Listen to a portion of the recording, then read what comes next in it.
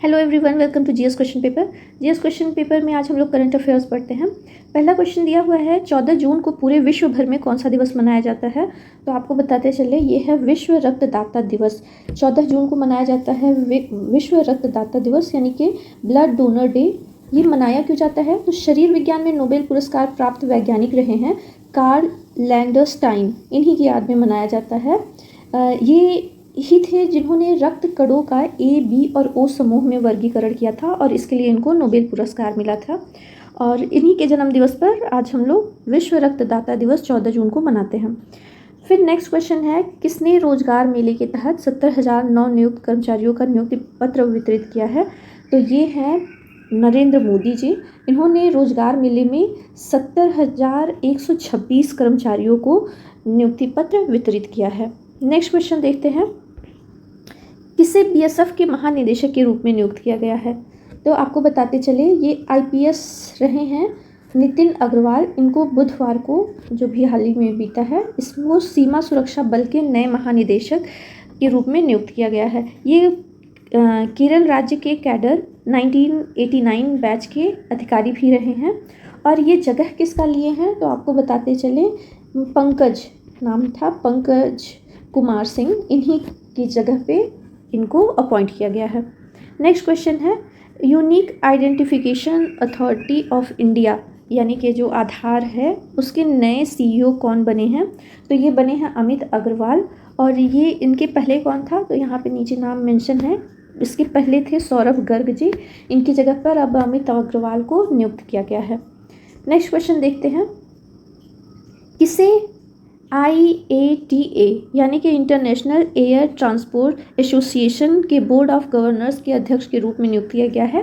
तो ये हैं पीटर एल्बर्ट्स। पीटर एल्बर्ट्स कौन है, इनके बारे में बताते चले तो भारत की जो सबसे बड़ी एयरलाइन है इंडिगो, इसी के सीईओ हैं ये पीटर एल्बर्ट्स और ये 2024 तक अपने पद पर बने रहेंगे। नेक्स्ट क्वेश्चन है, किस राज्य सरकार ने 2017 से 21 तक के सभी ट्रैफिक चालान को रद्द किया है? तो ये है उत्तर प्रदेश। उत्तर प्रदेश सरकार ने 2017 से 21 तक जितने भी चालान काटे गए थे उनको निरस्त कर दिया है। फिर नेक्स्ट क्वेश्चन है, किस राज्य सरकार ने किसानों के लिए फसल बीमा प्रीमियम में 100% सब्सिडी का विस्तार किया है? तो ये है मेघालय सरकार। मेघालय सरकार ने वित्त वर्ष 2024 के दौरान रबी और खरीफ इन दोनों फसलों को कवर करते हुए 4.4 करोड़ रुपए का मुफ्त प्रीमियम सहायता देने का ऐलान किया है। तो इसका आंसर हो जाएगा मेघालय। नेक्स्ट क्वेश्चन है, किसने हाल ही में फ्रेंच ओपन का फाइनल जीता है? तो आपको भी पता है कि ये हैं नोवाक जोकोविच। ये कहाँ के हैं? अक्सर ये भी पूछ सकता है कि ये कहाँ के हैं खिलाड़ी नोवाक जोकोविच। तो आपको बताते चले ये सर्बिया के हैं। सर्बिया के टेनिस स्टार नोवाक जोकोविच ने अभी हाल ही में 11 जून को खेले गए मेंस सिंगल फाइनल खेला गया था। इसमें नॉर्वे के कैस्पर रूड को 7-6, 6-3 और 7-5 से हरा करके ये फ्रेंच ओपन जीता है। किसको हराया है? तो नॉर्वे के कैस्पर रूड को, इसको आप लोग याद रखिएगा।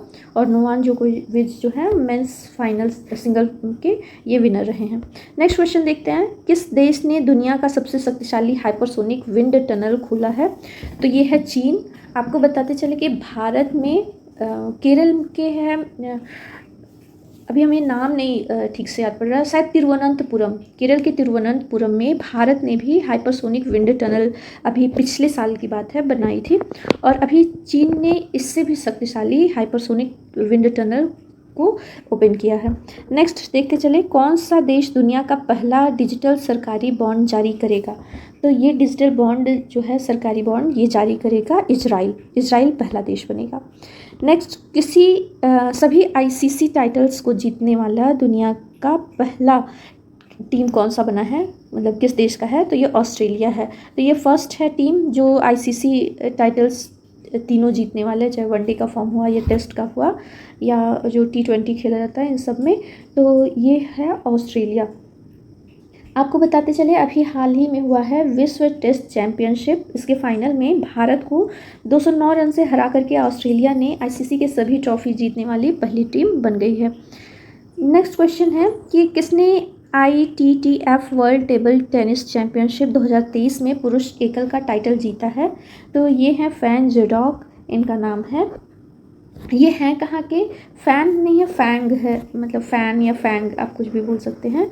तो अभी 28 मई को दक्षिण अफ्रीका के डरबन में आयोजित हुआ है फाइनल में चीन के वर्ल्ड के नंबर 1 टेबल टेनिस खिलाड़ी हैं फैन जेडोंग। इन्होंने 2023 के लिए अंतर्राष्ट्रीय टेबल टेनिस महासंघ का एक हुआ है खेल, वर्ल्ड टेबल टेनिस चैंपियनशिप, इसमें चीन के ही वांग चुकिन जो कि वर्ल्ड के दूसरे नंबर के खिलाड़ी हैं को हरा करके पुरुष एकल का खिताब इन्होंने जीता है फैन जेडोंग ने।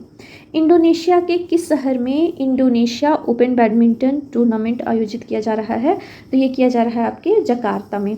नेक्स्ट क्वेश्चन है, कौन सा देश जुलाई 2023 तक बेलारूस में टैक्टिकल न्यूक्लियर वेपन तैयार करेगा? तो ये रूस है। अभी हाल ही में रूस यूक्रेन जो कॉन्फ्लिक्ट चल रहा है इसके तहत बेलारूस में अपनी तैनाती शुरू कर दी है रूस ने न्यूक्लियर वेपन्स के लिए। हाल ही में कौन सा राज्य स्थापित पवन ऊर्जा क्षमता के मामले में पहले स्थान पर पहुंच गया है? ये मोस्ट इंपॉर्टेंट क्वेश्चन है। तो ये है गुजरात। गुजरात से पहले आपको बताते चले 2021 तक 10 गीगावाट से अधिक की स्थापित क्षमता के साथ तमिलनाडु भारत में पवन ऊर्जा का सबसे बड़ा उत्पादक था, लेकिन वर्तमान में अभी क्या हो गया है? तो वो गुजरात। यह राज्य भारत में पवन ऊर्जा के विकास में अग्रणी रहा है। ये आपके तमिलनाडु की बात हो रही है। इसकी तट रेखा के साथ अनुकूल हवा की स्थिति है। कुछ अन्य राज्य इस 2030 में अभी हाल ही में इसके पहले कतार में थे, तो उसमें थे गुजरात, महाराष्ट्र और कर्नाटक, जिसमें अभी तमिलनाडु को पीछे करके गुजरात यहाँ पर नंबर 1 की पोजीशन पर आ गया है।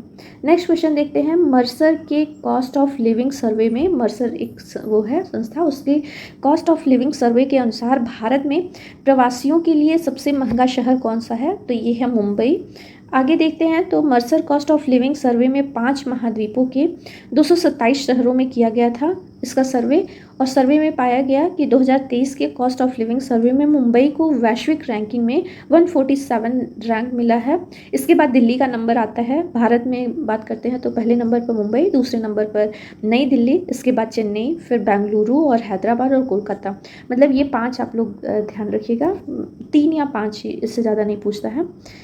और सबसे पहला है तो वो है मुंबई। नेक्स्ट क्वेश्चन है, हाल ही में आई रिपोर्ट के अनुसार किस वर्ष तक देश की इंटरनेट अर्थव्यवस्था 1 लाख करोड़ डॉलर हो जाएगी? तो ये है 2030 तक। 2030 तक अपने भारतवर्ष की इंटरनेट अर्थव्यवस्था जो है वो 1 लाख करोड़ डॉलर की हो जाएगी। नेक्स्ट क्वेश्चन है, कौन सा देश आर्टिफिशियल इंटेलिजेंस सुरक्षा पर सबसे पहला वैश्विक सम्मेलन की मेजबानी करेगा? तो वो है ब्रिटेन, जो कि आर्टिफिशियल इंटेलिजेंस सुरक्षा पर पहला वैश्विक सम्मेलन का मेजबानी करेगा। उत्तर प्रदेश के पॉइंट ऑफ व्यू से देखा जाए तो उत्तर प्रदेश का नोएडा में राज्य का पहला आर्टिफिशियल इंटेलिजेंस सेंटर बनाया जाएगा। योगी सरकार ने आईआईटी कानपुर के प्रस्ताव को मंजूरी दे दिया है और ग्रेटर नोएडा ने नोएडा में ये पहला बनेगा आर्टिफिशियल इंटेलिजेंस सेंटर। आगे देखते हैं, WTC यानी कि वर्ल्ड टेस्ट चैम्पियनशिप 2023 की उपविजेता टीम कौन सी है? तो ये है भारत, जो कि 209 रन से हार गया था ऑस्ट्रेलिया से। और सेकंड क्वेश्चन है कि वर्ल्ड टेस्ट चैम्पियनशिप 2023 की विजेता टीम कौन सी है? तो जाहिर सी बात है ऑस्ट्रेलिया है। ऊपर हम लोगों ने डिटेल देख लिया है। किन्हें एनसीपी का कार्यकारी अध्यक्ष चुना गया है? एनसीपी मतलब नेशनल कांग्रेस पार्टी का कार्यकारी अध्यक्ष। तो अभी प्रफुल्ल पटेल और सुप्रिया सुले को नेशनल कांग्रेस पार्टी का अध्यक्ष नियुक्त किया गया है। गो डिजिटल लाइफ इंश्योरेंस को भारत में जीवन बीमा कारोबार के लिए किसकी मंजूरी मिली है?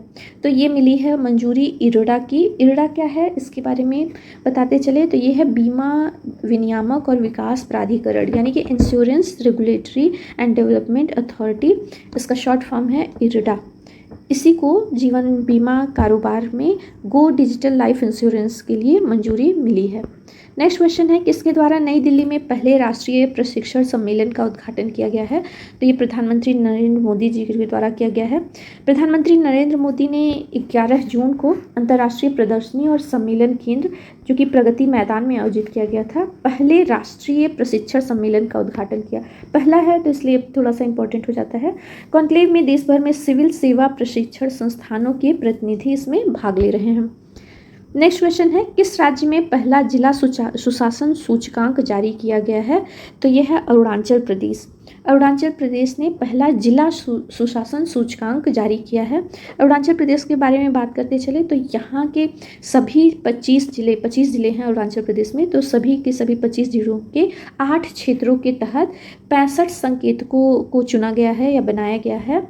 इस पर ये सूचकांक जारी किया गया है। अरुणाचल प्रदेश के सीएम के बारे में बताते चले तो ये है पेमा खांडू जी। नेक्स्ट क्वेश्चन है, G20 विकास मंत्रियों की बैठक किस राज्य में शुरू हुई है? तो यह है उत्तर प्रदेश, वाराणसी में। अभी आप लोगों ने देखा होगा न्यूज़ में भी। डॉक्टर जयशंकर प्रसाद इसकी अध्यक्षता कर रहे हैं और ये हुआ कब से है? तो 11 जून से 13 जून तक चला है, जिसमें लगभग 200 प्रतिनिधि हिस्सा लिए हैं। नेक्स्ट क्वेश्चन है, ICA यानी कि Indian institute of corporate affairs और किसके मध्य एक समझौता ज्ञापन पर हस्ताक्षर किया गया है, यानी कि OMU बोलते हैं। तो ये हस्ताक्षर किया गया है नेशनल डिफेंस यूनिवर्सिटी के मध्य। नेक्स्ट क्वेश्चन है, पेरिस में डायमंड लीग में लंबी कूद के भारतीय खिलाड़ी मुरली श्रीशंकर स्थान पर रहे हैं। कौन सा इनको स्थान मिला है? तो ये तीसरा स्थान पाए हैं और इनको ब्रॉन्ज मेडल मिला है। भारत के मुरली श्रीशंकर ने फ्रांस में 9 जून को पेरिस डायमंड लीग 2023 में खेले गए पुरुषों की लंबी कूद, यहाँ पटक लिखा है, लंबी कूद में प्रतियोगिता में 8.09 मीटर की प्रभावशाली कोशिश के साथ तीसरा स्थान हासिल किया है। नेक्स्ट क्वेश्चन है, USA और किस देश ने अटलांटिक घोषणा के रूप में जाने जाने वाला एक महत्वपूर्ण रणनीतिक समझौता किया है? तो अटलांटिक घोषणा बहुत ही महत्वपूर्ण हो जा रहा है, जो कि USA और UK के मध्य किया गया है। इसका उद्देश्य क्या है? तो ये है चीन, रूस और आर्थिक अस्थिरता जो यूक्रेन और रूस वॉर के तहत आई है, उससे उत्पन्न खतरों का मुकाबला करने के लिए इन दोनों देशों के बीच रणनीतिक साझेदारी बनी है। लेकिन सिर्फ इतना ही नहीं है, और भी बहुत कुछ है। नेक्स्ट वीडियो में हम लोग फिर मिलते हैं कुछ और इम्पोर्टेंट क्वेश्चंस के साथ। तब तक के लिए बाय बाय।